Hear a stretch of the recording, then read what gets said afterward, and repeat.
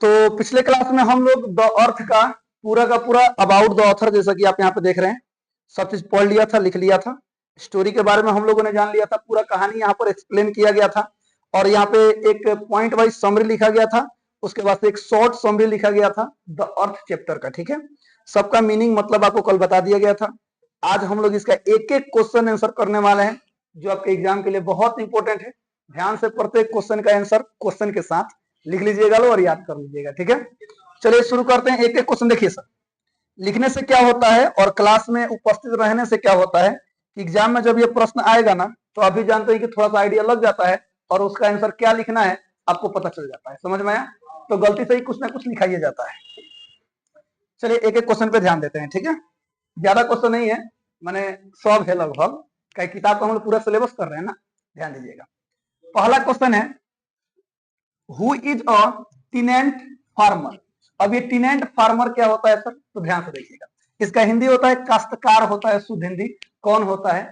Simple भाषा में याद रखिएगा सर, कुछ व्यक्ति होते हैं जो देखिएगा हमारे समाज में बटैया पर खेती करते हैं ना, तो वैसे व्यक्ति जो किसी अन्य के जमीन पर खेती करते हैं, किसानी करते हैं, वैसे किसान को क्या कहा जाता है?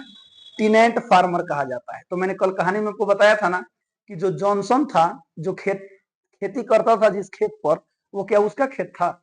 नहीं। किसका खेत था? सेंडर्स का खेत था। किसका था? सेंडर्स का। चलिए इसका आंसर कैसे लिखा गया है ध्यान दीजिएगा। लिखा गया है, a tenant farmer is a person who works on land rented from someone else. सुनिएगा ध्यान। अगर आप चाहे तो इस क्वेश्चन का डायरेक्ट आंसर भी लिख सकते हैं। कौची? Johnson is a tenant farmer in the story.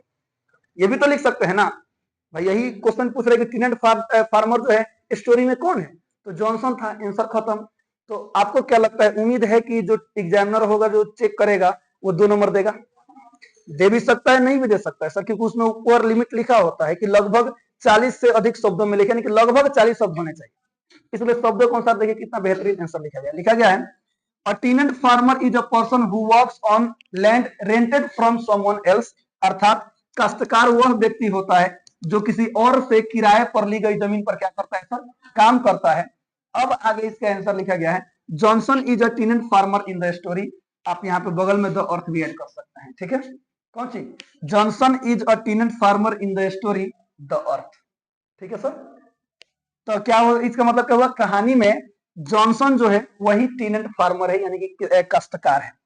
आगे भी लिख दिया गया है sir, he is Benjy's father and earns his living by cultivating. क्या लिखा है sir? Cultivating mister Sanders land on rent. अर्थात कहने का मतलब वह बेंजी का पिता है और मिस्टर सेंडर्स की जमीन किराए पर लेकर खेती करके अपना गुजारा करता है। अगर ये लास्ट का लाइन आप नहीं भी लिखेंगे तो काम चल जाएगा, लेकिन लिख देंगे तो और आंसर ज्यादा अप्रोप्रिएट और बेहतर हो जाएगा। ठीक है, याद रखिएगा। चलिए क्वेश्चन नंबर 2 लिखा गया है, What did the doctor advise Benji's parents to ensure his mental growth? सभी को पता है कि बेचारा बेंजी बचपन से कैसा था, तो वही क्वेश्चन लिखा गया है, डॉक्टर ने बेंजी के माता पिता को उसके मानसिक विकास के लिए क्या सलाह दी। ये क्वेश्चन है, ध्यान दीजिएगा। आंसर लिखा गया है, When Benji's parents were not satisfied with Benji's mental growth। अर्थात जब बेंजी के माता पिता उसके मानसिक विकास से संतुष्ट नहीं थे, they took him to a doctor. तो उसे कहां लेकर गए? तो वे उसे एक डॉक्टर के पास ले गए। ठीक है sir, the doctor advise them to make Benjy do something he was interested in. यानी कि डॉक्टर ने उन्हें सलाह दी कि बेंजी को वह काम करने दे जिसमें उसकी रुचि हो, अर्थात जिसमें उसका मन लगता हो। ठीक है, आगे देखिएगा। लिखा गया है, it would strength his mind. वो उस काम को करने से उससे क्या होगा सर? उसका दिमाग मजबूत होगा। Finally the doctor told them that they should provide him some hens to look after. अर्थात अंत में डॉक्टर ने उन्हें सलाह दी कि वे उसे देखभाल के लिए कुछ मुर्गियां दे दें, क्योंकि बेंजी को किस चीज में सबसे ज्यादा मन लगता था? मुर्गियों को पालने में, यानी कि वो हमेशा उसी में लगा रहता था। आगे देखिएगा, तो ये इसका आंसर है। 3 नंबर क्वेश्चन है। हाँ, 3 नंबर में एक्चुअली 2 क्वेश्चन है। आपके किताब में ये दोनों क्वेश्चन अलग अलग क्वेश्चन है। 3 नंबर क्वेश्चन ये है और 4 नंबर क्वेश्चन ये है। लेकिन अगर आप क्वेश्चन पढ़ेंगे ना, तो खाली थोड़ा सा का अंतर है। एक क्वेश्चन में पूछ दिया गया है कि वो मुर्गियों के बारे में क्या जानता था, और वो दूसरे में क्वेश्चन पूछा गया है कि वो मुर्गियों के बिजनेस के बारे में क्या जानता था। तो पता है सर इसका आंसर कैसे क्रिएट कर दिया गया है कि अगर दोनों में से कोई भी क्वेश्चन आए आप यही आंसर लिख कर आएंगे, क्योंकि इस आंसर में इन दोनों का आंसर शामिल है। कुछ समझ में आया? इस आंसर में इन दोनों का आंसर शामिल है। देखिए कैसे शामिल है, ध्यान दीजिएगा। क्वेश्चन क्या है सर? तो what did Benji understand about a हेन, अर्थात बेंजी मुर्गी के बारे में क्या समझता था, या what did Benji understand about the business of हेन, बेंजी मुर्गियों के व्यापार के बारे में क्या समझता था। क्वेश्चन पूछ रही है, ठीक है। तो देखिए आंसर कैसे लिखा है, लिखा गया है Benji was a simple minded man but he clearly understood that hens were meant for laying eggs, अर्थात बेंजी एक सीधा साधा आदमी था, लेकिन वो अच्छी तरह समझता था कि मुर्गियां अंडे देने के लिए होती हैं। एक सीधा साधा सिंपल माइंडेड था, लेकिन जानता था कि मुर्गियां क्या होती हैं सर, अंडे देने के लिए होती हैं। अब देखिए तो मुर्गी के बारे में समझा दिया गया कि अंडे देने के लिए होती है। अब इन अंडों को बेचकर क्या किया जाएगा, तो बिजनेस किया जाएगा। अब इसमें बिजनेस को भी ऐड कर दिया गया है, सुनिएगा ध्यान से। लिखा गया है gradually he realized that the eggs could be sold to the sellers, callers, क्या लिखा है sir, to the callers at the back door in scores, half scores and fivers. scores याद आ रहा है? 5 scores years later, Martin Luther king junior का सबसे first line से start है। 5 scores years later, आज से 100 साल पहले। सुनिएगा, सॉरी लेटर माने बाद, 100 साल बाद भी हम क्या हैं, निग्रो आजाद नहीं है। जबकि इमेंसिपेशन प्रोक्लेमेशन पर अब्राहम लिंकन ने साइन करके गए थे आज से 100 साल पहले, याद आ रहा है? तो इस कोर्स का मतलब वही 5 मल्टीप्लाई बाई 20 होता है, याद रखिएगा, माने 20 होता है। यहाँ देखिएगा, he understood well that hens could become a good source of earning money. आगे लिखा गया है, ध्यान से सुनिएगा। धीरे धीरे उसे समझ में आया कि अंडे पिछले दरवाजे पर आने वालों को सैकड़ों, आधे सैकड़ों और 5 रुपए में बेचे जा सकते हैं। वह अच्छी तरह समझ गया था कि मुर्गियां पैसे कमाने के लिए एक अच्छा जरिया बन सकती है। इसमें दोनों को ऐड कर दिया गया कि वो मुर्गियों के बारे में समझ चुका था कि अंडा देगी और इन अंडों को बेचकर हम क्या कर सकते हैं, बिजनेस कर सकते हैं। तो दोनों में से कोई भी क्वेश्चन आए यही वाला आंसर चिपका करके आना है, बात खत्म, एक भी नंबर नहीं कटेगा यार। ना तो होता है सब दोनों का अलग अलग आंसर लिखते हैं, अब वाकई में अलग अलग हो जाता, खाली इसमें मुर्गियों के बारे में डिस्कस होता और उसमें उसके बारे में डिस्कस होता। एक क्वेश्चन और है जो एक ही तरह का है, लेकिन मैंने उसका आंसर सेम लिख दिया गया है, मतलब दोनों क्वेश्चन के लिए एक आंसर लिखा गया है। 4 नंबर क्वेश्चन समझिएगा। What silent belief did Benjy's parents cherish about their land, सुनिएगा सर ध्यान से। बेंजी के माता पिता अपनी जमीन के बारे में किस मौन विश्वास को संजोए हुए थे, मैंने कल बताया था, याद आ रहा है? सब किसके भरोसे छोड़ते थे, भगवान के भरोसे छोड़ते थे। सर सुनिएगा ध्यान से, आंसर लिखा गया है बेंजीज फादर, यानी जो बेंजीज फादर कौन था, Johnson was a preacher. Preacher मतलब क्या होता है, उपदेशक। उपदेशक का मतलब होता है प्रवचन देने वाले, जो प्रवचन कहते हैं ना, कथा होता है कहने वाले, उनको प्रीचर्स कहा जाता है। सुनिएगा ध्यान से, अर्थात बेंजी के पिता जॉनसन एक धर्मोपदेशक यानी कि धर्म के उपदेशक थे, यानी कि वही कहते हैं सर, अभी क्या बोले हम सब, प्रवचन देने वाले थे। आगे देखिएगा, he preached in church as well as at door, way church में भी और दरवाजे पर भी उपदेश देते थे। अर्थात इसका मतलब है कि वो चर्च में तो उपदेश देते ही थे, साथ साथ कहीं जाते थे तो द्वार पर भी कोई मिल जाता तो उनको भी क्या देने लगते थे, उपदेश देने लगते थे, ज्ञान देने लगते थे। आगे देखिए सर, लिखा गया he had more faith in faith than in hard work। सुनिएगा ध्यान से, उन्हें कड़ी मेहनत से ज्यादा भाग्य पर भरोसा था। कड़ी मेहनत पर भरोसा नहीं था, किस पे भरोसा था, भाग्य यानी किस्मत पर भरोसा था। लिखा गया है he was an optimist and fatalist। सुनिएगा सर, ऑप्टिमिस्ट और फैटलिस्ट का मतलब क्या होता है, आशावादी और भाग्यवादी। जो आशा पर यानी कि आशा है कि ऐसा हो जाएगा, मेरा भाग्य खराब है कि ऐसा नहीं हुआ, मेरा भाग्य ठीक है कि ऐसा हो गया। अर्थात जो जॉनसन थे वो आशावादी और भाग्यवादी थे।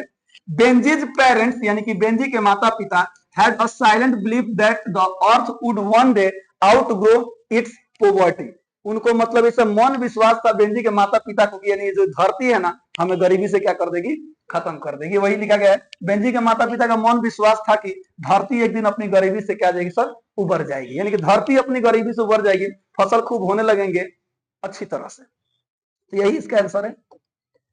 क्वेश्चन नंबर 5 देखिए, why had there land not yielded much, उनकी जमीन ज्यादा उपज क्यों नहीं दे रही थी, उनकी जमीन ज्यादा उपज क्यों, मान लो भगवान पर भरोसा करबो, मेहनत करबे ना करबो, खाद डलबे ना करबो, ओकरा सिंचाई करबे ना करबो, काहे समय से पानी हुई कि ना हुई, अजय एक बार बोलो कोई समय के बाद पानी हो गए सब धान डूब जाइए। सुना के देखिए, सुनिए।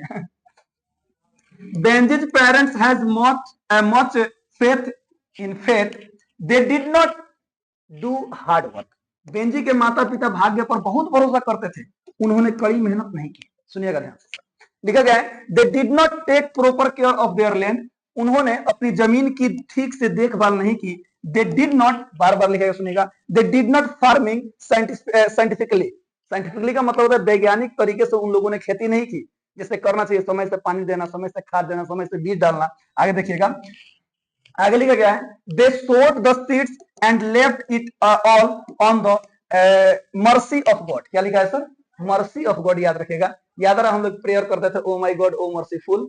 सुनिएगा, तो मर्सी ऑफ गॉड कहने का मतलब हुआ कि उन्होंने बीज बोए और सब कुछ किस पर छोड़ दिया? भगवान पर छोड़ दिया। यही कारण था कि उनके खेतों में क्या नहीं लगता था सर? अच्छी फसल नहीं लगती थी, उपज नहीं होती थी। हो गया आंसर, एकदम आसान शब्दों के साथ लिखा गया है। हाँ, ये वाला क्वेश्चन को थोड़ा समझिएगा, यहाँ पे दो क्वेश्चन है आपके कॉपी में, देखिए आपकी किताब में देखिए तो एक 7 नंबर प्रश्न है और एक 8 नंबर प्रश्न है, ठीक है। माने दूसरे में हो सकता है कि 1 नंबर 2 नंबर हो सकता है, जो भी है। How did Benji parents feel when he silently put the passbook in his pocket?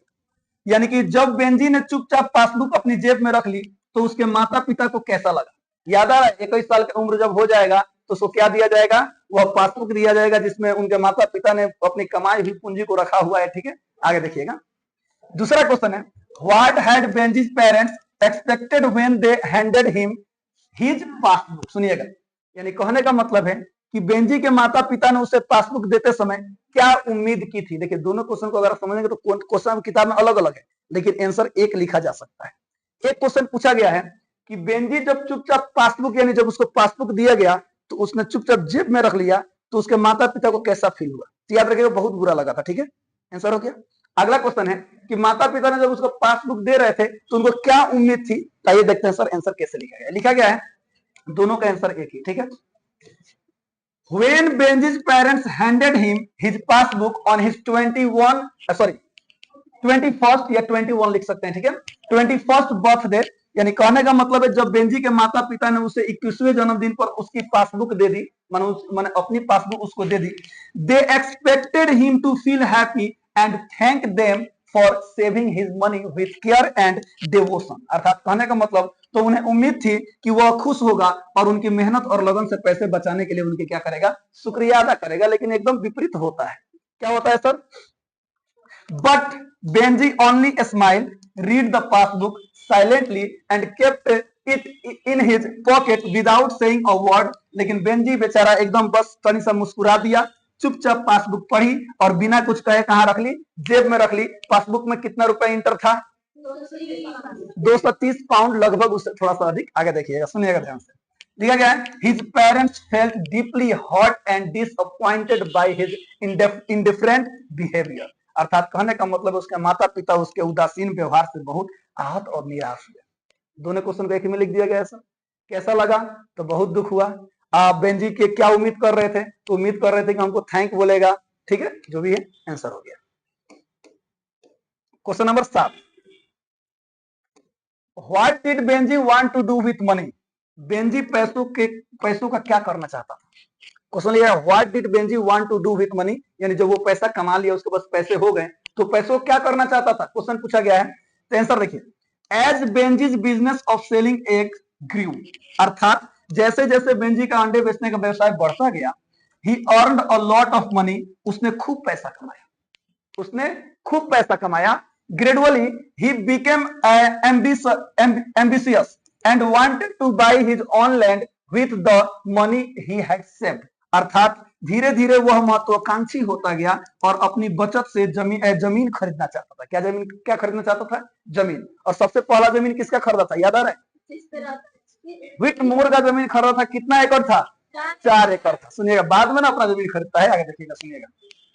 माने क्वेश्चन केवल इतना ही पूछा कि वो अपने पैसों का क्या करना चाहता था, ठीक है। आगे देखिए, लिखा गया है his desire to own land showed his growing greed and self interest, अर्थात कहने का मतलब जमीन के मालिक बनने की उसकी चाहत उसके बढ़ते लालच और स्वार्थ को क्या करती थी? दर्शाती थी। तब जाकर के आगे चल के अपना भी जमीन जो उसके पिता का था किसके नाम करवा लेता है? अपने नाम करवा लेता है। अपने पिता के नाम भी तो खरीद सकता था ना।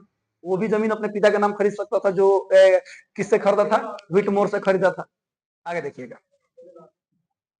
तू कब भाई है? कभी पढ़ लो दू भाई। अच्छा, आगे देखिए, who had Johnson rented there land from? ये भी क्वेश्चन इंपॉर्टेंट है सर। जॉनसन ने अपनी जमीन किससे किराए पर ली थी? ठीक है, आंसर देखिए कितना बढ़िया लिखा गया। लिखा गया है Johnson had rented his land from mister Sanders. कितने बच्चे यही लिखेंगे? उनका आंसर क्या हो गया? खत्म हो गया। लेकिन शब्द लिमिट्स पे सर ध्यान देने हैं, याद रखिएगा प्लीज।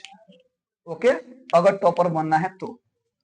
अब आगे इसमें लिखा गया है और rich land owner of the village, अर्थात जॉनसन ने अपनी जमीन गांव के एक अमीर जमींदार मिस्टर सेंडर्स से किराए पर ली थी।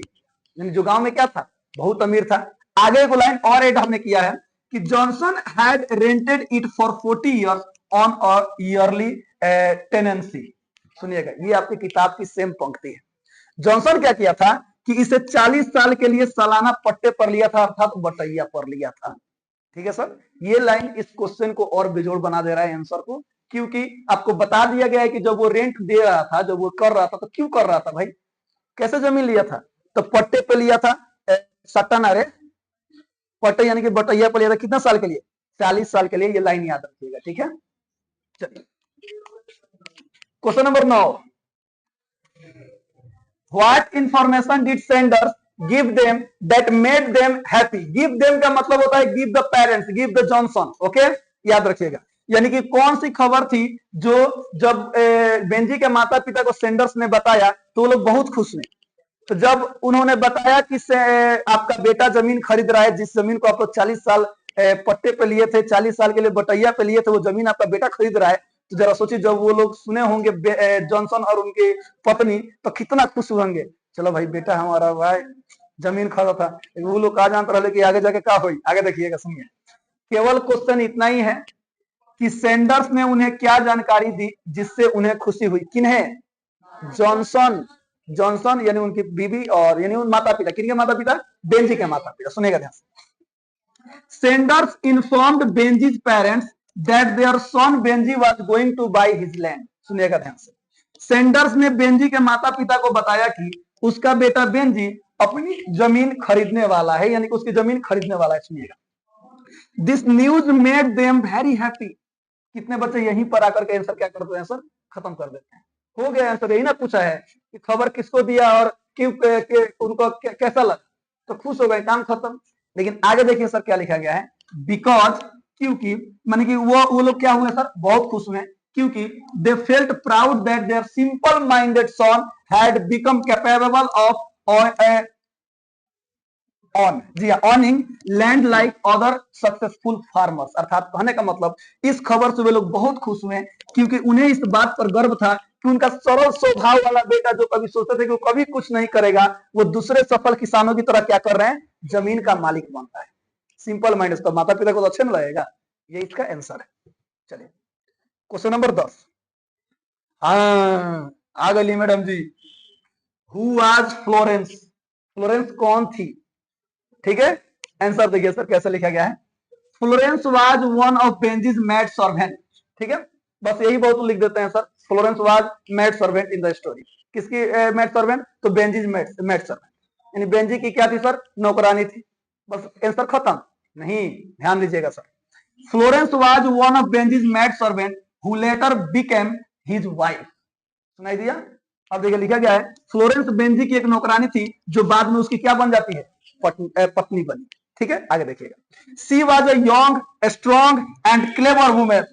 वो क्या थी सर? एक जवान, बलवान और चतुर महिला थी। हम बलवान भी थी सर। आगे देखिएगा, लिखा गया है आफ्टर मैरिज, यानी कि ब्याह के बाद, शादी के बाद, she began to dominate the household and finally forced Benjy's old parents to live their own home. अर्थात कहने का मतलब होता है कि शादी के बाद उसने घर पर अपना दबदबा बनाना शुरू कर दिया और आखिरकार बेंजी के बूढ़े माता पिता को अपना घर छोड़कर के क्या, मैंने उनको घर छोड़ने पर क्या कर दिया? मजबूर कर दिया। कौन? फ्लोरेंस। आग लगा घर में। हाँ, यहां देखिए। अच्छा, यहीं पे रह गया, कोई बात नहीं। क्वेश्चन देखिए 4 नंबर बाबू। Why did Benji want to marry Florence? Benji Florence से शादी करना क्यों चाहता था? क्योंकि वो सुंदर थी। नहीं, वो तो बच्चा सिंपल माइंडेड था, बहुत बोकलोल आदमी था। उसको खाली किस चीज से मतलब था कि हमारे मुर्गियों के बिजनेस में खाली कहते भाई साथ देने वाली चाहिए, क्वेश्चन को होगा, चलिए कोई दिक्कत नहीं आगे देखिएगा। तो वही लिखा गया है sir, Benji wanted to marry Florence because he thought she would assist him in looking after his hands. Looking after मतलब क्या होता है? देखभाल करना, ख्याल करना, याद रखिएगा। सुनिए, बेंजी फ्लोरेंस से शादी करना चाहता था क्योंकि उसे लगता था कि वह उसकी मुर्गियों की देखभाल करने में क्या करेगा, क्या करेगी, उसकी मदद करेगी। ठीक है, आगे देखिए। हाँ, इसका आंसर हो गया। क्या कहता है आंसर? तो मजा है। चलिए, सबसे लास्ट क्वेश्चन ही आपके क्वेश्चन सर याद रखिएगा, लॉन्ग आंसर क्वेश्चन में पूछ सकता है क्योंकि ये लॉन्ग आंसर में है, क्योंकि मुझे लगा कि ये बहुत इंपॉर्टेंट है इसलिए मैंने इसको लगा दिया। ध्यान दीजिए, what is the role of Florence in the story? In this story how did she affect Benjy's life? इस कहानी में फ्लोरेंस की क्या भूमिका है, उसने बेंजी के जीवन को कैसे प्रभावित किया? ठीक है सर, ये क्वेश्चन बहुत इंपॉर्टेंट, याद रखिएगा। ठीक है, आंसर देखिए कितना बेहतर लिखा गया है। लिखा गया है, फ्लोरेंस वाज बेंजीज एम्प्लॉय, यहां पर लिख सकते हैं मैड सर्वेंट। क्या लिख सकते हैं सर? मैड सर्वेंट लिखे, क्योंकि बुक में वही लिखा है जो भी है, मैड सर्वेंट। एएनटी की ईएनटी? अच्छा, कौन बात नहीं, सर्वेंट। ओके, याद रहेगा, यही लिखेंगे। चलिए, kept for cleaning the chicken या हैंस। ठीक है, हैंस हाउस। सुनिएगा ध्यान से, अर्थात फ्लोरेंस बेंजी की नौकरानी थी जिसे मुर्गी घर सफाई करने के लिए रखा गया था। Okay, she was ugly with thick short legs and hanging lips. सुनिएगा ध्यान से sir, yet Benji was attract to her, अर्थात कहने का मतलब वो बदसूरत सी, छोटी छोटी टांगों और लटके हुए होठों वाली, फिर भी बेंजी उसकी ओर क्या था सर? आकर्षित था। ओके, आगे देखिए, Besides his hands, Florence became his new passion and a turning point in his life. मैंने बोला था ना सर, अगर बेंजी को मुर्गियों के बाद अगर किसी चीज पे ख्याल और ध्यान गया था तो वो कौन थी? फ्लोरेंस थी, क्योंकि वो जीवन भर खाली किसके साथ खेला था? मुर्गियों के साथ खेला था रे जीवन भर। अब उसका ध्यान कहीं और भटका था, कहां पर? तो फ्लोरेंस के पास। ठीक है, आगे देखिएगा, तो वही लिखा गया है, यहां देखिए, अपनी मुर्गियों के अलावा फ्लोरेंस उसका नया जुनून और उसके जीवन का एक महत्वपूर्ण मोड़ बन गई। वाह भाई वाह, कौन? फ्लोरेंस। आगे देखिएगा, he married her against his parents wishes. उसने अपने माता पिता के मर्जी के खिलाफ क्या कर ली? उससे शादी कर ली। After marriage Florence create quarrels with Benjy's mother and called on uneasiness in the house. अर्थात कहने का मतलब होता है, शादी के बाद फ्लोरेंस बेंजी की मां से झगड़ने लगी और घर में कलह माहौल पैदा कर दिया। कहां माना अपने गांव में होता है ना सर, बड़ी लेकिन मजा आ जाता है जब झगड़ा होता है। सुनिएगा, gradually she separated Benji from his parents, अर्थात का धीरे धीरे उसने बेंजी को उसके माता पिता से क्या कर दिया? अलग कर दिया। आगे लिखा गया sir, finally both Florence and Benjy heartlessly drove his old parents away. अंततः फ्लोरेंस और बेंजी दोनों ने बेरहमी से उनके बुढ़े माता पिता को क्या कर दिया? घर से निकाल दिया। वाह, तो फ्लोरेंस की यही ना भूमिका है उसके लाइफ में आने के बाद, यही ना की भाई जो भी है। चलिए, तो क्वेश्चन आंसर पूरा का पूरा यहाँ पे कंप्लीट होता है। ओके, सभी लोग एक काम करेंगे सर, क्वेश्चन आंसर खूब बढ़िया से लिख लेंगे। इसका जितना भी महत्वपूर्ण एक्सप्लेनेशन है हम लोग नेक्स्ट क्लास में करेंगे, और एक्सप्लेनेशन के साथ ही क्या कर लेंगे? पूरा का पूरा ऑब्जेक्टिव टाइप क्वेश्चन भी कर लेंगे। ठीक है, तो आज के लिए इतना ही। तो हंसते रहे, मुस्कुराते रहे, गाते रहे, गुनगुनाते रहे और हमेशा खुश रहिए। मिलते हैं कल यहीं पर इसी क्लास में, तब तक के लिए जय हिंद।